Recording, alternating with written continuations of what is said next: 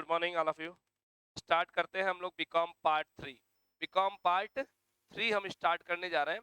अगर बात करें बीकॉम पार्ट 3 की, तो बीकॉम पार्ट 3 के अंदर हमारे पास टोटल मिला के सब्जेक्ट्स की बात करें तो 3 सब्जेक्ट होते हैं। सब्जेक्ट 3 रहेंगे, ABST, EAFM और BADM। सब्जेक्ट 3 ही होते हैं। अगर आप बोलते हैं सब्जेक्ट 6 है तो जी नहीं, सब्जेक्ट 6 नहीं होते, सब्जेक्ट 3 होते हैं और इनके पेपर 6 होते हैं। यहाँ पर आपके पास ABST का फर्स्ट पार्ट जो रहने वाला है वो रहने वाला है audit and management accounting. Audit and management accounting हम MR अग्रवाल बुक, जो कि गरिमा पब्लिकेशन होती है, ध्यान रखिएगा, गरिमा पब्लिकेशन, इस बुक से फॉलो करेंगे। बुक आप नई भी ले सकते हो, पुरानी भी ले सकते हो, कोई फर्क नहीं पड़ता है। बहुत ज्यादा पुरानी बुक यूज में मत लीजिएगा, बट हाँ within 1 to 2 years no issue, कोई बहुत बड़ी बात नहीं है, दिक्कत नहीं आएगी। अगर बात करें ABST second, that will be advance accountancy. Advanced accountancy ये सबसे स्कोरिंग सब्जेक्ट है और बड़ा भी है। मैं कहूँ बीकॉम फर्स्ट ईयर में हार्ड होता है कॉर्पोरेट, सेकंड ईयर में हार्ड होती है इनकम टैक्स और थर्ड ईयर में हार्ड होती है एडवांस अकाउंटेंसी। 3 हार्ड सब्जेक्ट होते हैं तीनों ईयर्स में, उसमें एडवांस अकाउंटेंसी आती है। कई बच्चे इसकी जगह GST ऑप्ट करते हैं। हाँ, हम GST की भी क्लास पढ़ा रहे हैं और वो ऑनलाइन बेसिस पे रहेगी। कई बच्चे इसकी जगह कंप्यूटर अकाउंटिंग भी ऑप्ट करते हैं। कंप्यूटर अकाउंटिंग एक और स्कोरिंग सब्जेक्ट है, लेकिन नॉलेज वाला नहीं रहता, वहाँ ज्यादा नॉलेज नहीं मिलती, क्योंकि सिलेबस बहुत स्कैड बनाया हुआ है यूनिवर्सिटी ने कि वहाँ पे कुछ नॉलेज नहीं मिलने वाली है। तो कंप्यूटर अकाउंटिंग का एक ऑप्शन होता है। कुछ बच्चे प्रैक्टिस पढ़ना ही नहीं चाहते, कॉस्ट मैनेजमेंट ऑडिट नाम का एक सब्जेक्ट है, वो भी ऑप्ट कर लेते हैं। मतलब यहाँ पे आपका चेंजिंग का ऑप्शन है, आप वहाँ पे सब्जेक्ट चेंज कर लेते हैं। बट जनरली ज्यादातर बच्चे एडवांस अकाउंटेंसी और GST पे रहते हैं, जो कि हम पढ़ा रहे हैं। दोनों की बुक RBD रहेगी और बुक नई लानी है, पुरानी यहाँ पर अलाउड नहीं है। दोनों की बुक RBD रहेगी और पुरानी यहाँ पर अलाउड नहीं है, न्यू ही लेकर के आनी है आपको, ओल्ड अलाउड नहीं है। चेंज होते रहते हैं, बहुत ज्यादा चेंजेस आते रहते हैं। बात करूं EFM की, तो EFM में हमारे पास फर्स्ट सब्जेक्ट रहेगा फंक्शनल मैनेजमेंट। फंक्शनल मैनेजमेंट, क्रियात्मक प्रबंध। इसके भी एक थ्योरी सब्जेक्ट है, इसके बारे में बात अभी थोड़ी देर रुक के करेंगे अपन। एक थ्योरी सब्जेक्ट है, इसके बारे में थोड़ी देर रुक करके मैं डिस्कशन लेकर के आपके सामने आऊंगा। स्टूडेंट्स, अगर हम बात करें EFM का second subject, that is business busting, सबसे इजी और स्कोरिंग सब्जेक्ट रहेगा। सबसे इजी और स्कोरिंग सब्जेक्ट रहने वाला है बिजनेस बस्टिंग। और मैं अगर बिजनेस बस्टिंग की बात करूं तो इसके लिए हम लोग बुक फॉलो करेंगे MR अग्रवाल गरिमा पब्लिकेशन। ये बुक भी आप नई और पुरानी कोई सी भी ले सकते हैं, कोई इशू वाली बात नहीं है। ओल्ड या न्यू कोई सी बुक आप यहाँ पर यूज ले सकते हैं, ठीक है। अगर BADM की बात करें, कॉन्सेंट्रेट करें प्लीज, कॉन्सेंट्रेट करें। अगर BADM की बात करें तो वहां पर एक खत फाइनल ईयर में सबसे खतरनाक थ्योरी रूरल डेवलपमेंट की आएगी और साथ में आपके आएगा सेल्स प्रमोशन के नाम, सेल्स इजी सब्जेक्ट है। प्रमोट करें किस तरह से, मार्केटिंग करें किस तरह से, एडवर्टीजमेंट करें, उसके बारे में बात करेंगे। ओवरऑल हमारे पास 6 पेपर्स रहने वाले हैं, परसेंटेज आउट ऑफ 600 बनेगी। यहाँ पे अगर मैं थ्योरी सब्जेक्ट्स की बात करूं, फर्स्ट बेंच पर आ जाए प्लीज।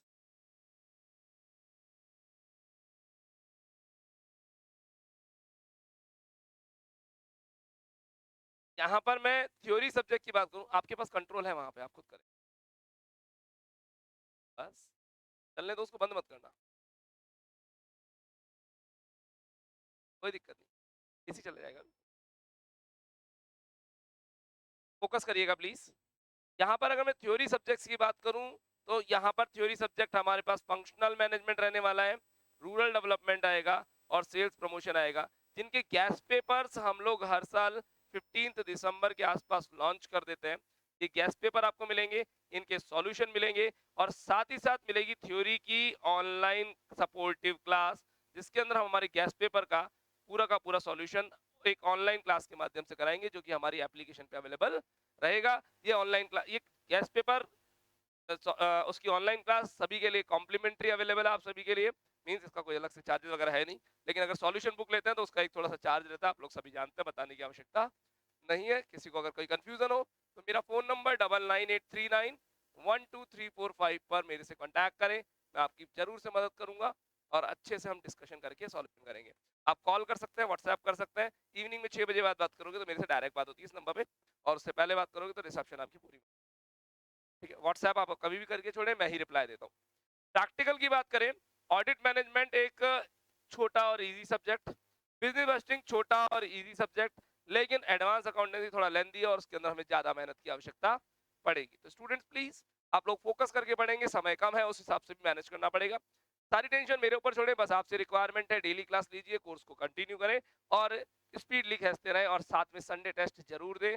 जितने ज्यादा बच्चे संडे टेस्ट देंगे उतना अच्छा रिजल्ट हम बना पाएंगे, और रिजल्ट आपके सामने है, मुझे कहने की जरूरत नहीं पड़ती कि हम 100 आउट ऑफ 100 वाले बच्चों का प्रोडिक्शन करते हैं। करते हैं सब कुछ आपके सामने, मैं कुछ ज्यादा बात नहीं करूँ। चलिए शुरुआत करते हैं आज की हमारी क्लास की। डिस्कशंस बहुत हुए, अगर किसी को कोई कंफ्यूजन हो तो आप मेरे से आसानी से पूछ। सब्जेक्ट वाइज ये सब्जेक्ट की लिस्ट आप मेरे व्हाट्सएप पे डिमांड करें, मैं आपको दूंगा। साथ ही साथ एक डिमांड करें स्टार रेटिंग। ये क्या होती है सर? इन सब्जेक्ट्स का सिलेबस है, आप लिख दीजिए स्टार रेटिंग कौन सी क्लास की चाहिए। अगर आपको first year, second year, final year जिस बच्चे को जो चाहिए तो वो लिख दीजिए। आप थर्ड ईयर के स्टूडेंट्स हैं तो please star rating third year लिख करके सेम नंबर पे व्हाट्सएप करें। मैं आपको इन तीनों सब्जेक्ट्स का प्रैक्टिकल वालों का एक सिलेबस बना के दूंगा, जो कि यूनिट वाइज सिलेबस होगा। कौन सा चैप्टर कौन सी यूनिट में, इस चैप्टर पे कितना फोकस करना है, कौन सा क्वेश्चन पहले करना है, कौन सा क्वेश्चन बाद में करना है, किस चैप्टर पे ज्यादा फोकस करना है, वो मैं बना करके देता हूँ, और उससे आप स्कोर भी कर पाते। वो चीज हम डिस्कस कर देते हैं वहां पर, और वहां ये भी बताया जाता है कौन सा चैप्टर कितना इंपॉर्टेंट है, इसकी स्टार रेटिंग भी बताई जाएगी। तो मैं कहना चाह रहा हूँ कि स्टार रेटिंग डिमांड करें मेरे से, सब्जेक्ट की लिस्ट अगर आपके पास नहीं है तो वो डिमांड करें, बुक्स नहीं है तो उनकी लिस्ट डिमांड करें, और प्लीज अपने पास अपनी तीनों सब्जेक्ट की बुक रखें, उनकी नोटबुक्स बनाएं। नोटबुक्स के लिए गाइडलाइन है, एक क्लास वर्क एक होमवर्क करके अलग अलग कॉपी बनाएं। क्लास वर्क में जो मैं बोर्ड, जब आप वीडियो देख रहे हैं या क्लास देख रहे हैं या फिर क्लास ऑफलाइन ले रहे हैं तो उसको नोट करें फास्ट फास्ट ट्रैक पे, घर पे जाके उसको पेयर में कन्वर्ट करें ताकि आपका रिवाइजेशन हाथों हाथ। ये मेरी गाइडलाइन रहेगी। साथ ही साथ एक सॉल्ड पेपर की बुक आती है, वो जरूर खरीद दीजिएगा, रिसेप्शन पे भी अवेलेबल है, मार्केट में भी अवेलेबल है। उस बुक से आपकी बहुत मदद होगी, थ्योरी में और प्रैक्टिकल में दोनों जगह। 7 ईयर सॉल्ड पेपर की बुक आती है, तो आप कांटेक्ट कर लीजिए।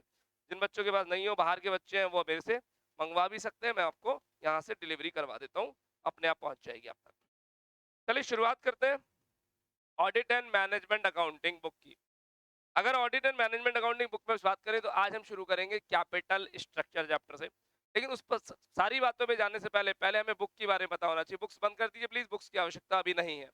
केवल मुझे सुने, आज पहला पहला दिन है क्लास का, तो मैं चाहूंगा कि आप ग्रिप बनाएं, कमांड बनाएं, इंटरेस्ट क्रिएट करें। उसके बाद मैं आपको कितनी भी हार्ड चीज पढ़ा दूं आप आसानी से पढ़ लेंगे, मुझे कोई दिक्कत आने वाली नहीं है।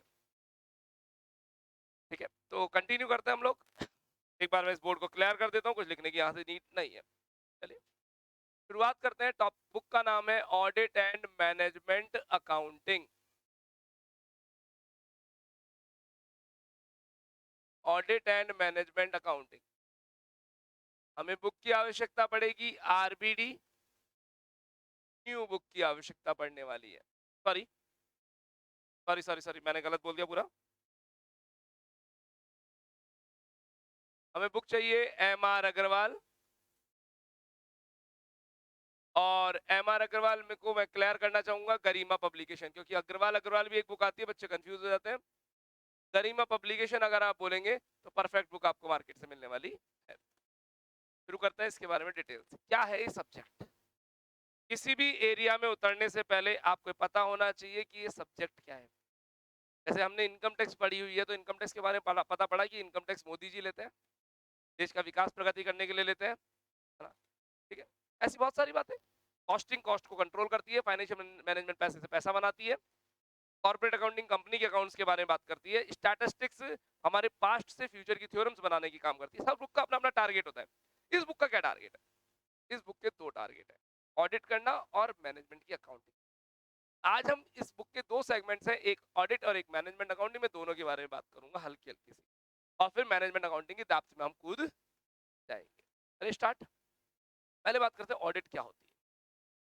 तो बता पाएगा ऑडिट क्या होती है? चेक करना, रिव्यू करना, एनालिसिस करना, फ्रॉड को पकड़ना, ट्रू एंड फेयर व्यू देना। ट्रू एंड फेयर व्यू देना, एक लाइन स्टैंडर्ड वर्ड है ट्रू एंड फेयर व्यू, सच और क्लियर वर्ड, अपना अपना व्यू देना कि अकाउंट्स में क्या हो रहा है और क्या नहीं।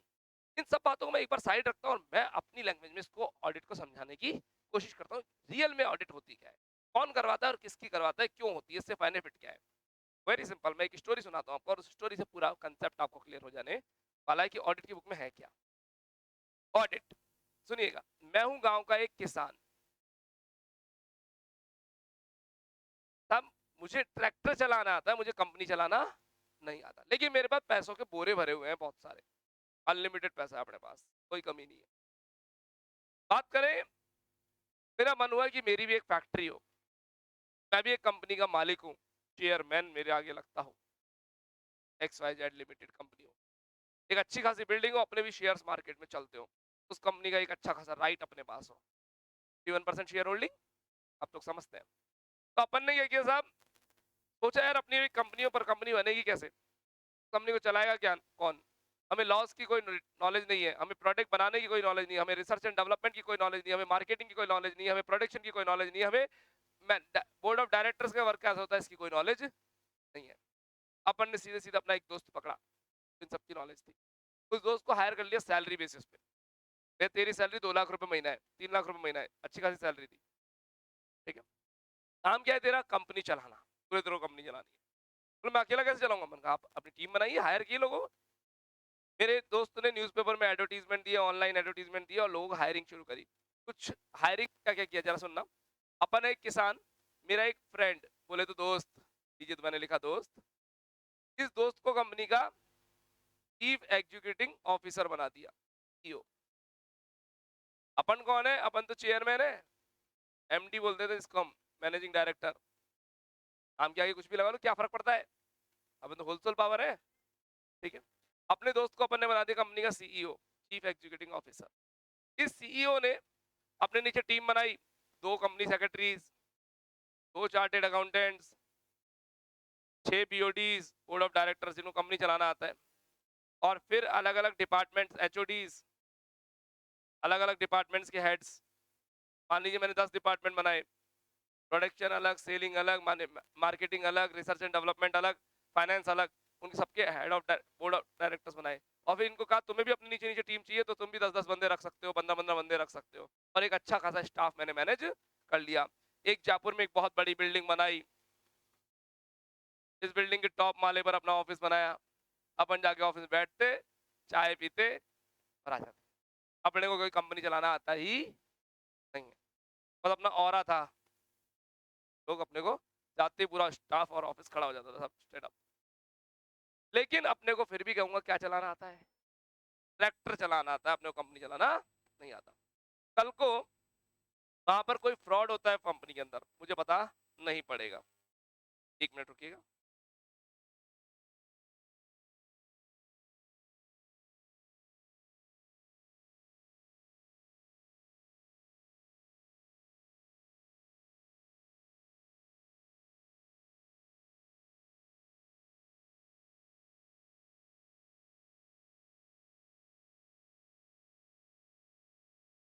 चलिए सब कंटिन्यू करते हैं। तो बात करें अगर हम इस बंदे की, तो इस बंदे को कंपनी चलाना नहीं आता है, कंपनी चलाने के लिए दोस्त को हायर कर लिया। अब ये दोस्त इस कंपनी में चाहे जितने फ्रॉड कर सकता है कि किसान को भनक लगने वाली नहीं है। वेरी सिंपल, एक मशीन खरीदनी है, मशीन की चाइना से मशीन आएगी, मशीन की कॉस्ट चाइना वाले बोल रहे 3 करोड़ रुपए, इसने साफ साफ चाइना वालों को बोला कि मशीन आप 4 करोड़ की बिलिंग करेंगे और मुझे 2.5 करोड़ में देंगे। 3 करोड़ वाली को बार्गेनिंग करके कितने पे ले आए, 2.5 करोड़ पे, और बिलिंग कितनी करवानी है, 4 करोड़ की करेंगे। बोले मैं 4 करोड़ रुपए आपको अकाउंट ट्रांसफर करूंगा कंपनी से कंपनी, आप मुझे 1.5 करोड़ रुपए कैश में वापस दोगे, ताकि फ्रॉड पकड़ में ना आए। तो इन्होंने साहब मशीन कितने की दिखाई, 3 करोड़ वाली को खरीदा है कितने में, रियल में तो 2.5 करोड़ में, लेकिन बिलिंग कितने की दिखाई, 4 करोड़ की। कंपनी से कितने गए, 4 करोड़। ये 1.5 करोड़ का चूरा किसको लगा है, किसान को, कि अल्टीमेटली कंपनी का पैसा था। ये 1.5 करोड़ रुपए इस सीईओ ने और इन दो तीन जनों ने आपस को, इनको पता था, इन्होंने आपस में करके बांट के झीम गए पूरे के। ऐसे बार बार कितने चूने लग सकते हैं। कंपनी में कैश पर रखा हुआ था सब 20 लाख का, और वो कैश गले में रहता है हमेशा, ये सीईओ अपने घर ले गया और साल भर बाद उस पैसे को लेके आया, साल भर को कोई ब्याज कंपनी को दिया ही नहीं, इंटरेस्ट नहीं दिया। कर सकता है? ऐसे हजारों फर्जीवाड़े कंपनी में कर सकते हैं, किसान को भनक तक नहीं लगी, क्योंकि किसान कुछ लॉ और डिटेल्स और नॉलेज जानता ही तो नहीं पता काम कैसे करा जाता है। किसान ने क्या करा, एक बाहर का बंदा अपॉइंट किया कॉल्ड ऑडिटर। किसान ने एक बाहर का बंदा अपॉइंट किया, किसने? किसान ने। इसके लिए इस सीईओ और इसकी टीम के लिए। ऑडिटर कौन अपॉइंट करता है? शेयर होल्डर्स, मेंबर्स, या आप कह सकते हो मैनेजिंग डायरेक्टर्स। इसके लिए अपॉइंट करते हैं जो वर्किंग टीम होती है उसके लिए। ये वर्किंग टीम कल को कोई फ्रॉड तो नहीं कर रही। ऑडिटर आते ही इन सबकी खटिया खड़ी करेगा, एक कई क्वेश्चंस करेगा, कई चीजों को चेक करेगा। आपने सुना होगा आपके पापा जी, भैया या दीदी कहीं ऑफिस में काम करते हैं तो कई बार लेट नाइट आते हैं, बोलते हमारे यहाँ पे ऑडिट चल रही है, हमारे यहाँ पे ऑडिट चल रही है। तो क्या होता है ऐसा ऑडिट में? क्योंकि वो ऑडिटर आता है और सारे पन्ने बिखेर देता है, 20 तरह के क्वेश्चन करेगा और 20 तरह के रिप्लाईज आपको देने पड़ेंगे। चेकिंग होती है एक तरह की।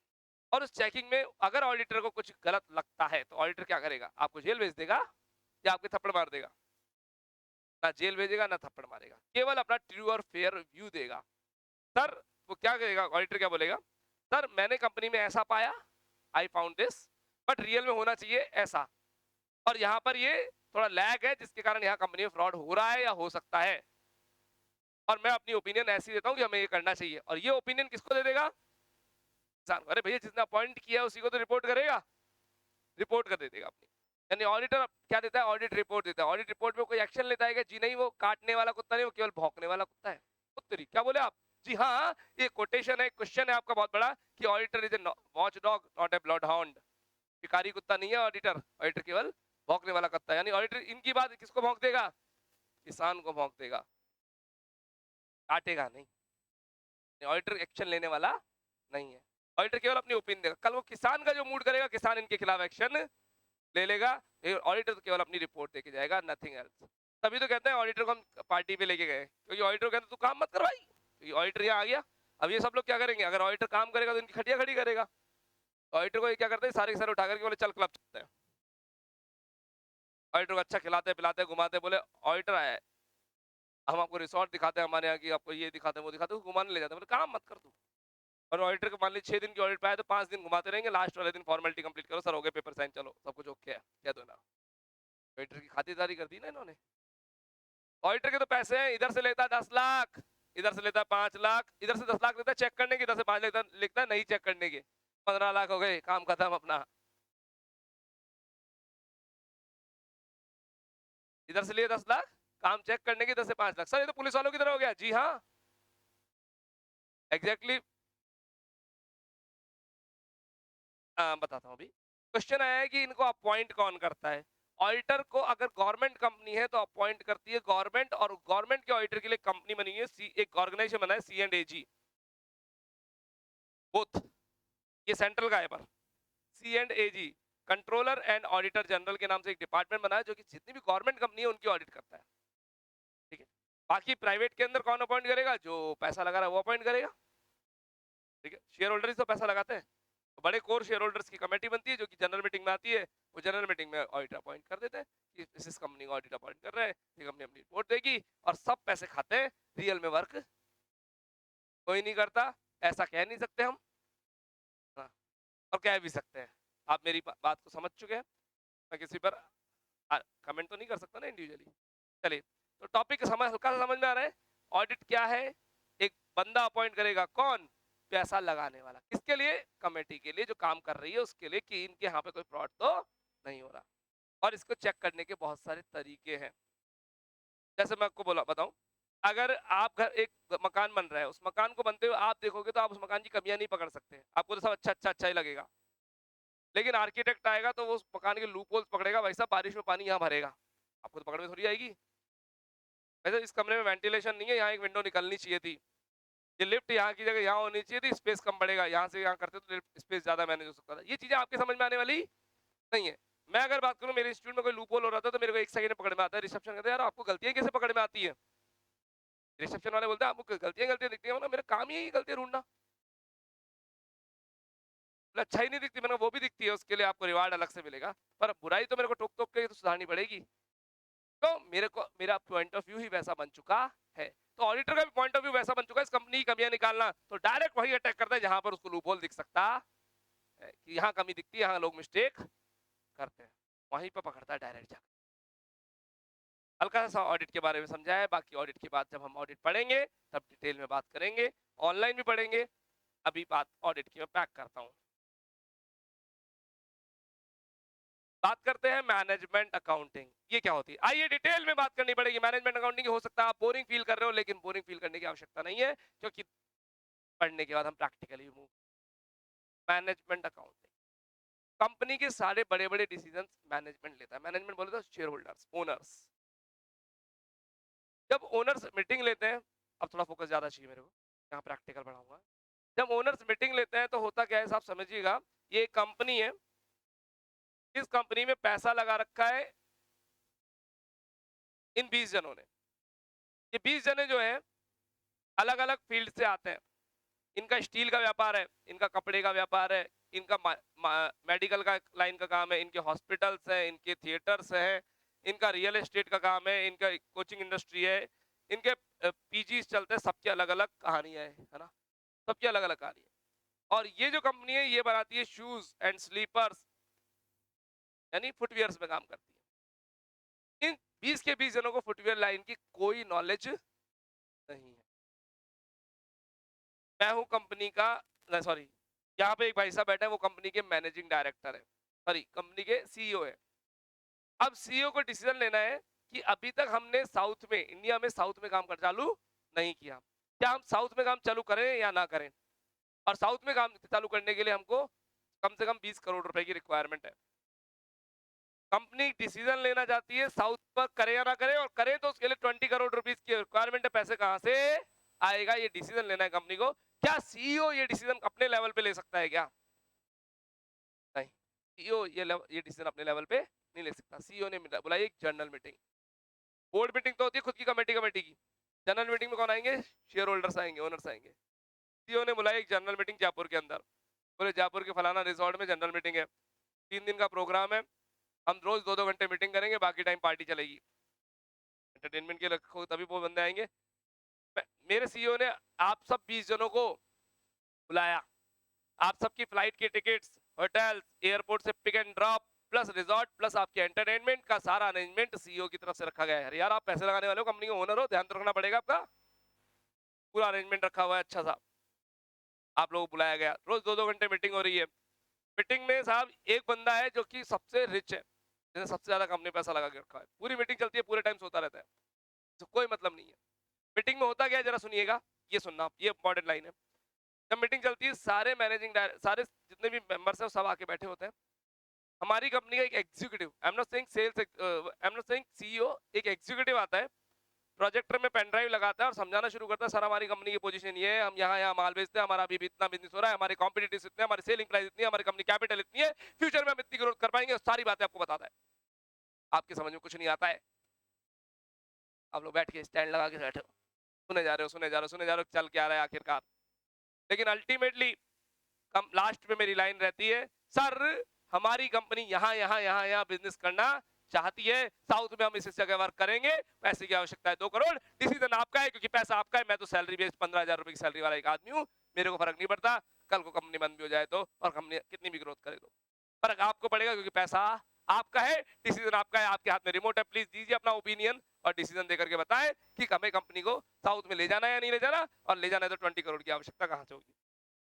आपका समय शुरू होता है, अब आपको मिल रही है अगली 5 मिनट में अपनी वोटिंग कंप्लीट करिए। ये लास्ट में मैंने डिसीजन देकर के मैं अपने प्रेजेंटेशन स्लाइड से हट गया। वो भाई साहब अभी सो रहे हैं, सबसे रिच थे, जिनका डिसीजन सबसे इंपॉर्टेंट था, वो अभी भी सो रहे हैं। पर आप सबके बीच में डिसीजन देने से पहले एक डिस्कशन चालू हुआ, हमारे हॉल के अंदर आपस में डिस्कशन हो रहा है, एक शोर सा मचने लगा।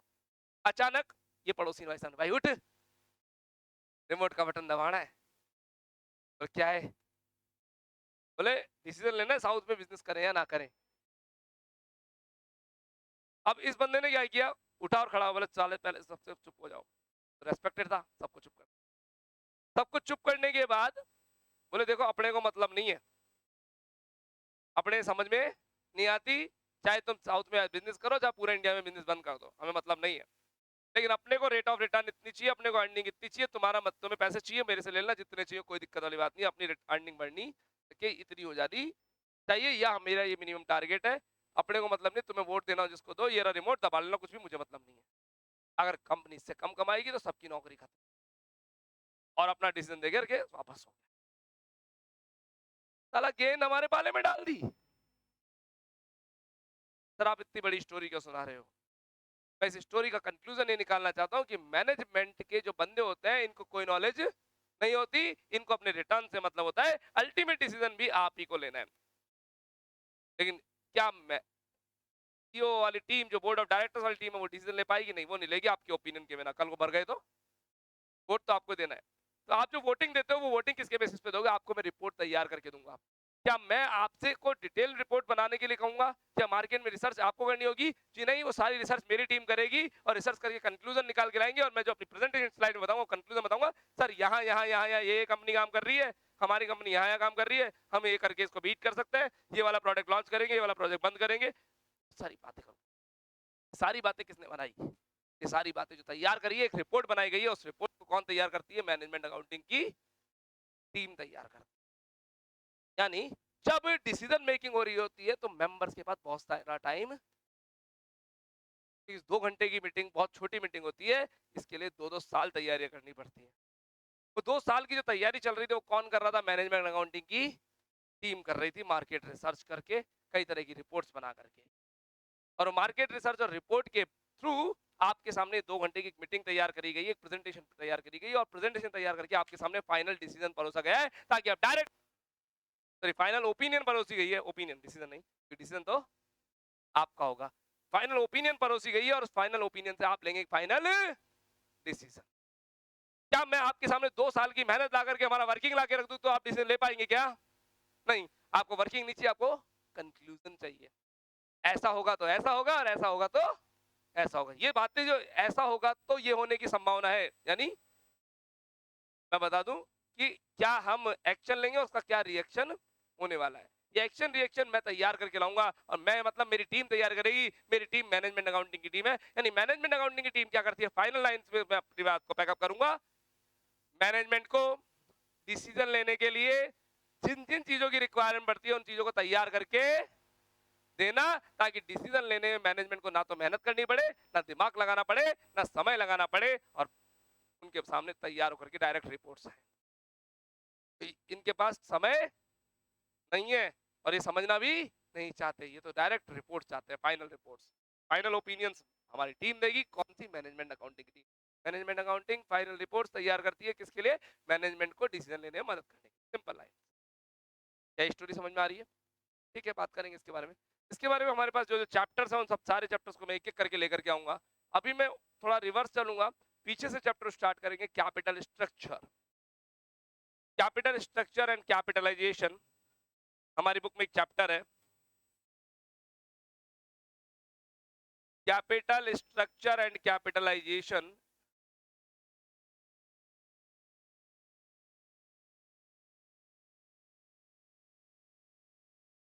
कैपिटल स्ट्रक्चर एंड कैपिटलाइजेशन नया पेज पे लिखिएगा। 20 मार्क्स का चैप्टर है, 5 स्टार रेटिंग, एग्जाम में क्वेश्चंस हमेशा आता है। और प्रैक्टिकल या थ्योरी? जी प्रैक्टिकल है, लिखना शुरू करें। प्रैक्टिकल या थ्योरी? प्रैक्टिकल चैप्टर लिखना शुरू करें। हम पढ़ रहे हैं अभी कैपिटल स्ट्रक्चर, और इसके बाद एक चैप्टर आता है थ्योरीज ऑफ कैपिटल स्ट्रक्चर, वो नहीं पढ़ रहे हैं, वो अभी इसी वीक में कंप्लीट करेंगे, इसी के साथ कंटिन्यू चलेगा वो चैप्टर, है ना। Right now we are studying capital structure.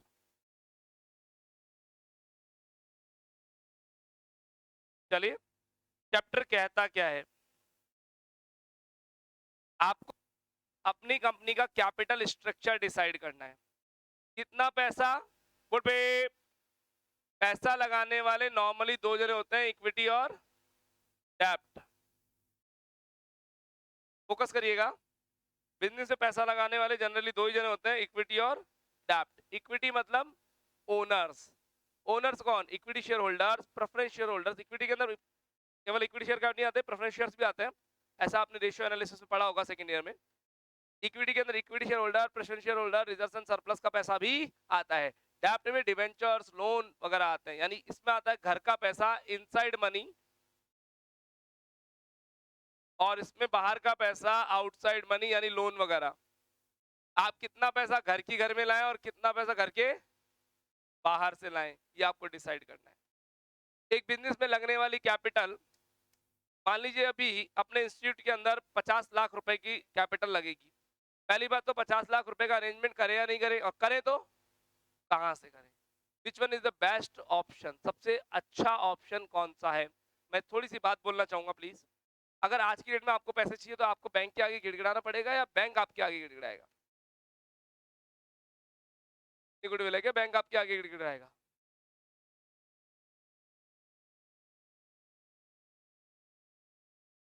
Bank पहले भिड़ते बोलेगा 3 साल की आईटीआर लाओ, फेल। आईटीआर है ही नहीं आपके पास, आपके पास इनकम टैक्स रिटर्न ही नहीं है। क्या होता है आईटीआर बताओ? मिल गया लोन आपको? मिल गया लोन, 5,000 रुपए मांगने हो तो जाने कितने दोस्तों को कॉल करना पड़ेगा। अभी कुछ दिन पहले मैंने क्लास में पूछा कि अगर आपको कैफे खोलना है तो कितने पैसे चाहिए, कैफे खोलना है तो कितने पैसे की रिक्वायरमेंट पड़ेगी। स्टूडेंट बोलते हैं 5 लाख, 10 लाख, 15 लाख, 20 लाख। मैंने कहा तुम्हारी किचन भी नहीं बनेगी इतने में। इंटीरियर बहुत दूर की बात है, बिल्डिंग बहुत दूर की बात है, प्लांट एंड मशीनरी बहुत दूर की बात है, तुम्हारी किचन भी तैयार नहीं होगी। और किचन के साथ ही नहीं, यहाँ पे सबसे बड़ा अमाउंट रखना पड़ता है वर्किंग कैपिटल का, क्योंकि रेस्टोरेंट अगले 6 महीने चलने वाला नहीं है, और 6 महीने तक आपको शेफ की और स्टाफ की सैलरीज, बिल्डिंग का रेंट और अलग एक्सपेंडिचर्स के लिए पैसा रखना पड़ेगा। और जो जो कैफे बिना इस पैसे को रख के चालू है वो चालू होते ही बंद हो गए। Minimum capital in my opinion कम से कम 1.5 करोड़ से कहानी स्टार्ट होगी, जब बिल्डिंग को मत ऐड करना उसके अंदर। बिल्डिंग को ऐड नहीं कर रहा तो भी मिनिमम 1.5 करोड़ रुपया तो चाहिए ही चाहिए। इससे कम में आप कोई कैफे स्टार्ट करने की सोच भी नहीं सकते। तो मालूम पड़ेगा बाहर एक लाइट का बोर्ड लगाना है और लाइट के बोर्ड 50,000 70,000 रुपीज का बन रहा है, आप तो बनवाओगे नहीं, बोले फ्लैक्स लगा दे भैया, ऐसे काम चलने वाले नहीं है। बात करूंगा, आपको बिजनेस में पैसा लगाना है, पैसा कहां से आएगा उसके बारे में सोचना। आपकी कंडीशन अभी ये है, आपको बैंक के आगे गिड़गिड़ाना पड़ेगा, बैंक भाई साहब लोन दे दो, लोन दे दो, लोन दे दो। लेकिन मेरी कंडीशन जस्ट ऑपोजिट है, बैंक वाले मेरे आगे गिड़गिड़ाते हैं, लोन ले लो, लोन ले लो, लोन ले लो, क्योंकि मैं एक एंटरप्रेन्योर हूँ, बिजनेसमैन हूँ। उन्हें पता है मेरी पेइंग कैपेबिलिटी है, मैं बैंक की किस्तें चुकाऊंगा, क्योंकि बैंक भी तो इसी से कमाता है। लेकिन आपके सामने सीन उल्टा है कि आप बैंक को पता नहीं है कि आप किस्त चुकाओगे या नहीं चुकाओगे, तो बैंक आपके ऊपर फेथ कैसे करे? आपकी सिबिल नहीं, स्कोर नहीं है। सिबिल समझते हैं तो लोग नहीं समझते सिबिल। प्लीज आज आपका होमवर्क है, what is CIBIL, CIBIL, what is CIBIL. ये आपका होमवर्क है, गूगल करिएगा, यूट्यूब करिएगा, आपकी नॉलेज बढ़ेगी। व्हाट इज सिबिल, CIBIL लिख लीजिएगा प्लीज, है ना। व्हाट इज सिबिल,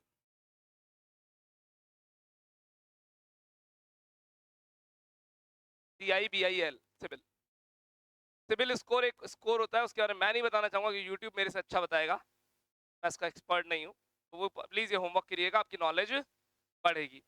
सुनिए प्लीज, तो आपका सिबिल स्कोर नहीं है, आपके पास इनकम टैक्स रिटर्न नहीं है, आपके पास दिखाने को बिजनेस नहीं है, आपके पास GST रिटर्न्स नहीं है, तो उसी केस में आपको बैंक लोन देने में हिचकिचाता नहीं है, मना कर देता है, sorry next time better luck. तो सीन उल्टा है साहब। अब यहाँ पर मैं एक बिजनेसमैन हूं, तो मेरे पास मार्केट में पैसा देने वालों की कोई कमी नहीं है, मुझे सेलेक्ट करना है which one is the best option for me.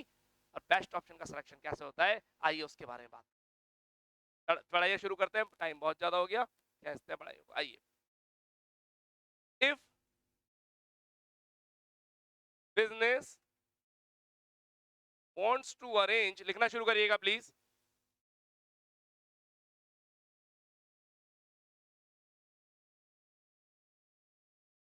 If business wants to arrange funds, अगर बिजनेस फंड्स अरेंज करना चाहता है,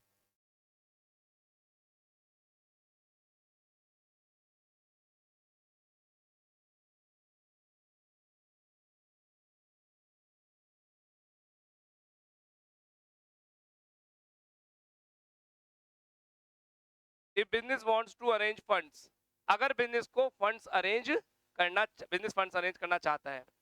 line change, there are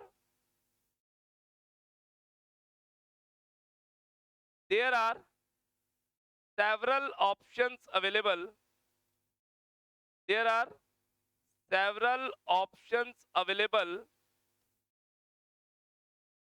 in market.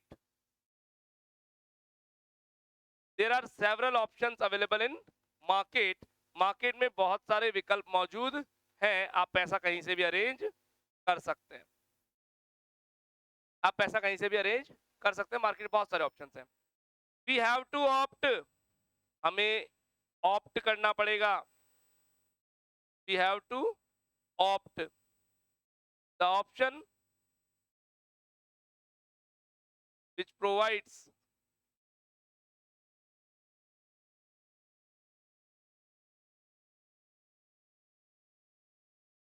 line change highest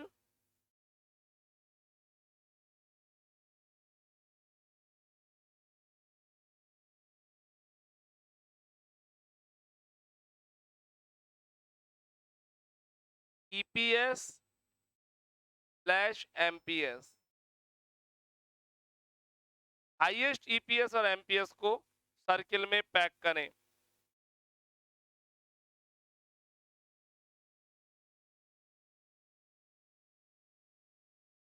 highest EPS और MPS को सर्किल में pack करें।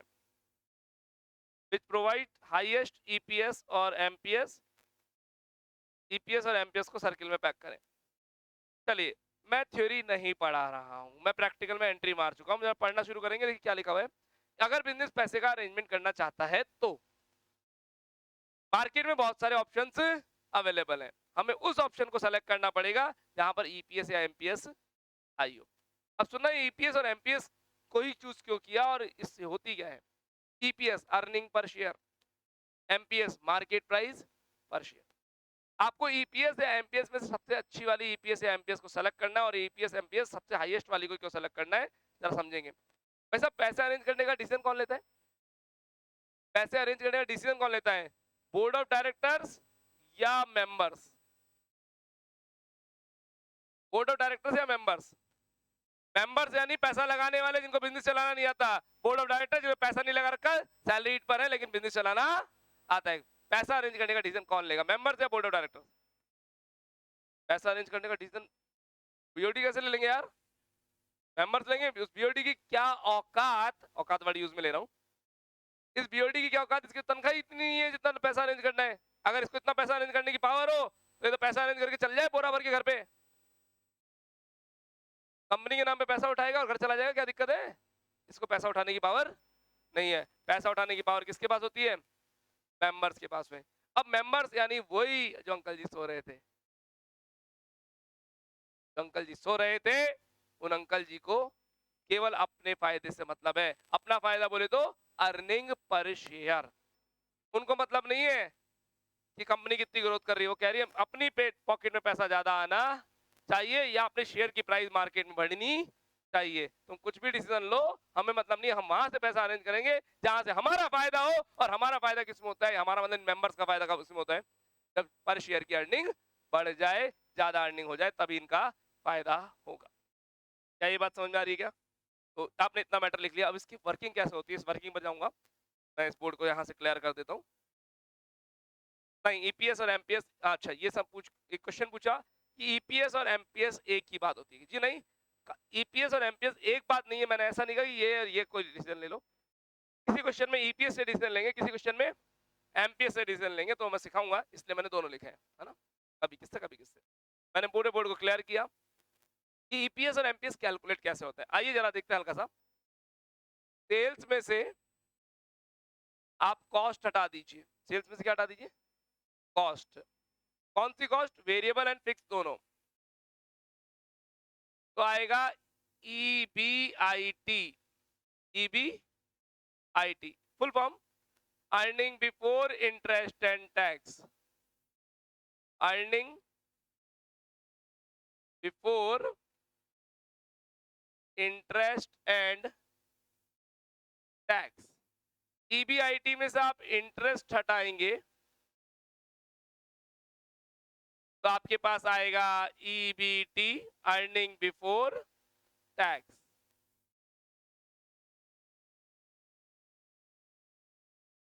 तो आज की क्लास में डिस्कशन ज्यादा है और वर्किंग कम, लेकिन कल की क्लास में हम वर्किंग ज्यादा पर आ जाएंगे और डिस्कशंस कम हो जाएंगे, वर्किंग क्वेश्चंस पे चले जाएंगे। Earning before tax, earning before tax में आपको टैक्स हटाना है और टैक्स की रेट बाय डिफॉल्ट 50% चलेगी अगर आपको पता नहीं है तो। मतलब क्वेश्चन में अगर बोला 35 तो 35 लेंगे, 30 तो 30 लेंगे, क्वेश्चन कुछ ना कहे तो 50% लिया जाएगा।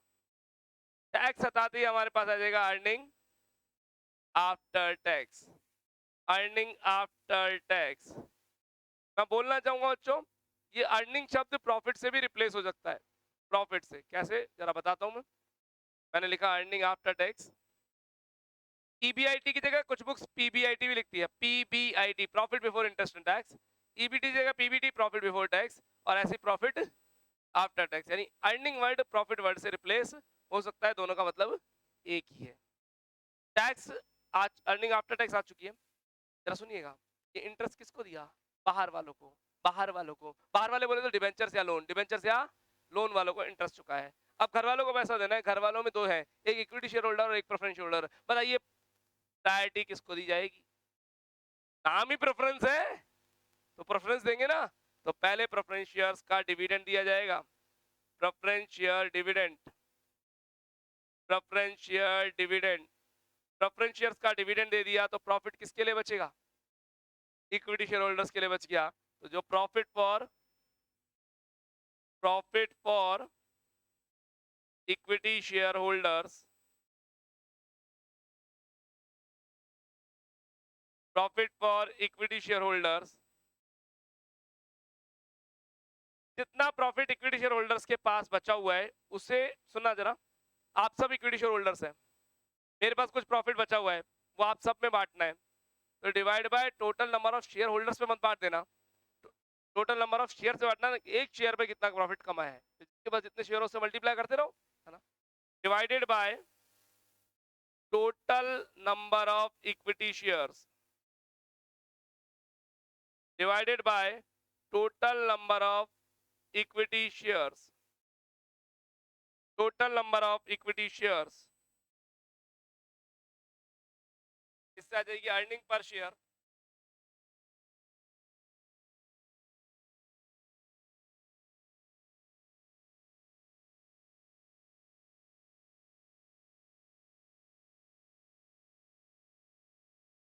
Total number of earning equity share से डिवाइड किया तो आया मेरे पास earning per share, earning per share. इस अर्निंग पर शेयर के नीचे 2 से 3 लाइन का गैप छोड़िएगा, ये फॉर्मेट और एक्सटेंड होगा, बट वो अभी मैं पढ़ाना नहीं चाहता क्योंकि वो इसका एक नेक्स्ट लेवल है। तो 2-3 लाइन का गैप छोड़िएगा ताकि वो नेक्स्ट लेवल की मैं वर्किंग पर जा सकूं और हम उसके बारे में और सीख सकें। सर वो नेक्स्ट लेवल क्या होगा? वो नेक्स्ट लेवल बच्चों मैंने बोला था ईपीएस के साथ साथ हमें क्या पढ़ना पड़ेगा? एमपीएस भी देखना। तो एमपीएस की कहानी इसके नीचे आएगी, सुनिएगा। आपको आपकी कंपनी में पैसा अरेंज करने के कई ऑप्शंस होंगे और उन ऑप्शंस में आपके पास आपको निकालने पड़ेगी ईपीएस। पहले ऑप्शन पे कितनी आ रही है, दूसरे ऑप्शन पे कितनी आ रही है और तीसरे ऑप्शन पे कितनी आ रही है, आपको सेलेक्ट करनी पड़ेगी हाईएस्ट या लोएस्ट। हाईएस्ट, जहां सबसे ज्यादा ईपीएस है वहां से पैसा अरेंज किया जाएगा। बुक्स इलस्ट्रेशन नंबर 3, जय Bharat limited. Books illustration number 3, जय भारत लिमिटेड।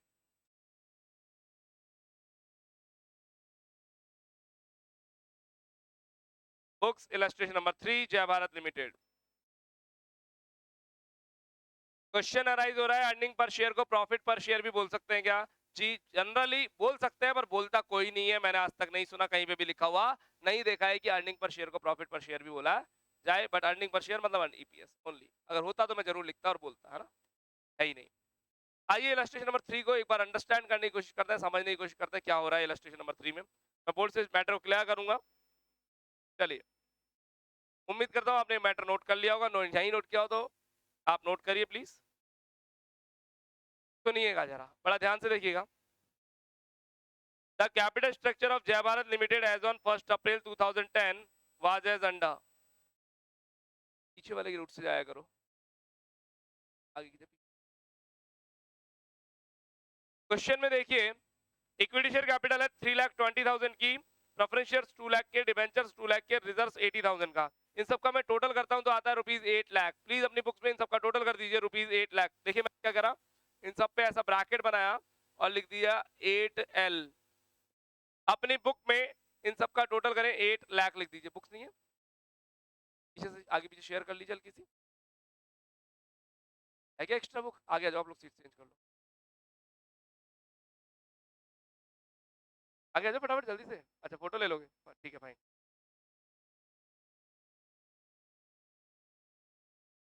और कहीं एरिया में जहां बुक्स नहीं हो आपस में?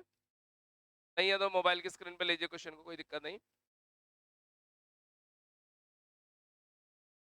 अगर किसी का बुक नहीं है और बुक की पीडीएफ की डिमांड करेंगे तो पूरी बुक की पीडीएफ भी दे सकता हूँ, लेकिन पढ़ाइयाँ पीडीएफ से नहीं होती है, मेरा मानना है।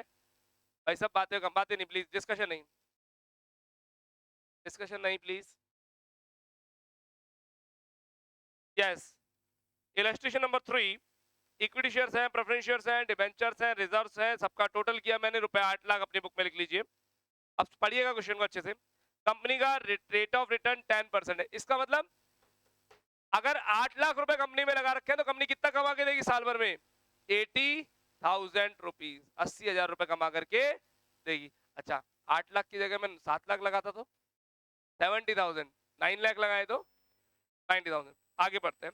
Company needs 2 lakh rupees for expansion program. South में इनको बिजनेस खोलना है, 2 लाख रुपए और चाहिए, तो कैपिटल कितनी हो जाएगी? 10 लाख। और अभी 8 लाख पे कितना कमाते हैं? अभी 8 लाख पे कमाते हैं 80,000, तो बाद में 10 लाख पे कमाएंगे। जी 8 लाख पर 80,000 10%, बाद में प्लस 2 लाख और हो रहा है कैपिटल, तो कैपिटल हो जाएगी 10 लाख और हम कमाएंगे 1 लाख रुपीस हर साल का, 10%। क्लियर है ना? ठीक है, ये कमाएंगे इन फ्यूचर में, अभी नहीं कमा रहे है ना। The rate of corporate tax is 50%, corporate tax की रेट 50% है। और हमारे पास पैसा लाने के 3 ऑप्शन अवेलेबल है। फर्स्ट ऑप्शन, हम 1600 इक्विटी शेयर्स 125 रुपए का एक इशू करें। 125 लिखा है क्या, चेक करो। 100 प्लस प्रीमियम 25, 125 रुपए का शेयर इशू करें। 8% प्रेफरेंस शेयर या 7% डिबेंचर्स इशू करें। लास्ट में कह रहा है कौन सा अल्टरनेटिव अच्छा है और क्यों। आपको लास्ट में कमेंट भी मारना है, तो आपको सिखाऊंगा कमेंट मारना, ठीक है? तो हम कमेंट मारना भी यहाँ पर सीखेंगे। अभी मैं इस क्वेश्चन की समरी बनाता हूँ, प्लीज बोर्ड पे देखिएगा। आप भी समरी बनाए अपनी कॉपी के अंदर। इलस्ट्रेशन नंबर 3, समरी बनाइएगा। हमारे पास ओल्ड कैपिटल पड़ी हुई है, इक्विटी शेयर्स हैं 3,20,000 के,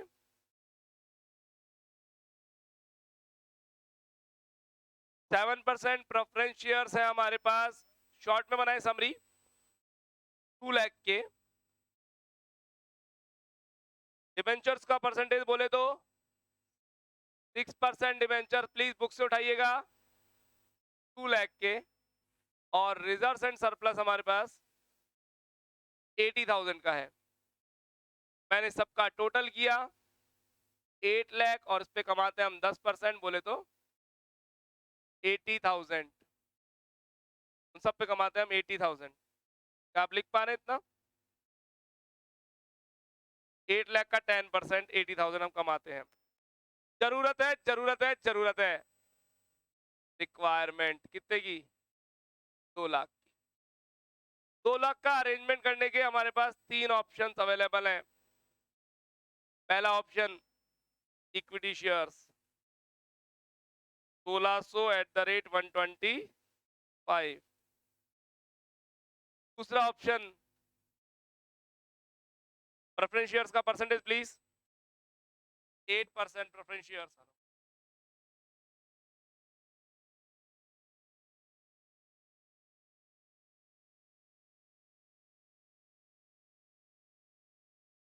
8% प्रेफरेंस शेयर्स और 8% प्रेफरेंस शेयर्स के बाद 7% debentures, 7% debentures. Equity shares 8% preference shares और 7% डिवेंचर। मेरे को इन तीनों में से किसी एक से पैसे का जुगाड़ करना है। कितने पैसे का? 8 लाख का, 10 लाख का, 2 लाख का? 2 लाख की व्यवस्था करनी है। मुझे बस डिसीजन लेना है तीनों में से किस ऑप्शन पर मैं चला जाऊं। और साथ में मेरे को टैक्स की रेट बोली गई है क्वेश्चन में 50 50%, नहीं बोलता तो भी 50% हम अज्यूम कर लेते हैं। किस तरीके से क्वेश्चन सॉल्व करना है उसके लिए तो हम कल की क्लास में देख पाएंगे कि क्वेश्चन लेंदी है। आज की क्लास में अभी रुकिए प्लीज। आज की क्लास में हमने केवल और केवल डिस्कशन किया है। मैंने पहले बताया बीकॉम पार्ट 3 के सब्जेक्ट्स कौन कौन से हैं, उनके लिए कौन कौन सी बुक लेनी है, कौन सा प्रैक्टिकल है कौन सा थियोरेटिकल है। फिर साथ में हमने बात करी किस चैप्टर पे कितना किस बुक पे फोकस करना है। फिर बात करी ऑडिट क्या है, फिर बात करी मैनेजमेंट अकाउंटिंग क्या है, फिर बात करी कैपिटल स्ट्रक्चर क्या है, और फिर अब हम चैप्टर के अंदर जा एंट्री मार रहे हैं और इलस्ट्रेशन की समरी भी लिख ली है। पहले जनरली मैं पहली क्लास में 2 इलस्ट्रेशन करवा देता हूँ, डिस्कशन नहीं करता तो, पर आज पहली क्लास है तो हमने इसका साथ डिस्कशन किया है। कल की क्लास में इसको क्वेश्चंस को आगे मूव करेंगे क्योंकि बुक्स भी नहीं है क्लास के अंदर उतनी, तो प्लीज बुक्स के साथ पधारे कल। आज के लिए इतना ही, थैंक यू। मेरा फोन नंबर लीजिएगा 9983912345 और 9983712345। थैंक यू, आज के लिए इतना ही।